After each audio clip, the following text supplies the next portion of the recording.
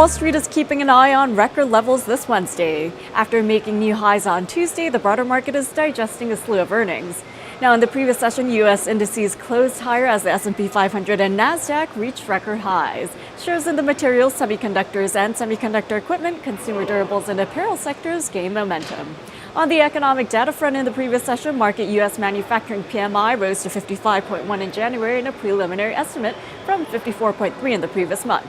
And existing new home sales decreased to 5.49 million compared to 5.65 million in the prior year. On the other hand, the Richmond Fed Manufacturing Index jumped to 12 from 8 in December. As for your advancers and decliners, 80% of S&P 500 constituents traded higher yesterday.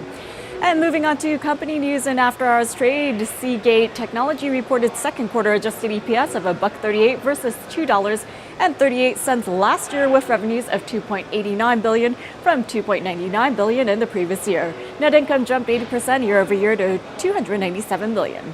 Separately, Cisco announced that it has agreed to acquire AppDynamics, a privately held application intelligence software company based in San Francisco. The deal was for approximately $3.7 billion. And Texas Instruments posted fourth quarter diluted EPS of $1.02 on revenue of $3.41 billion, up 7% year over year. The company forecast first quarter EPS of 78 to 88 cents. And on the earnings calendar, it is packed today. We will be getting results out from Boeing, United Technologies, Abbott Laboratories, AT&T, and Qualcomm.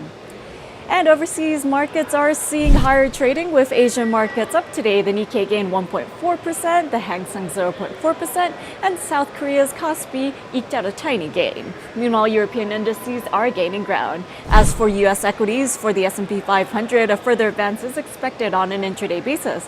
Yet Trading Central analysts prefer long positions above 2270 with targets at 2285 and 2290 in extension.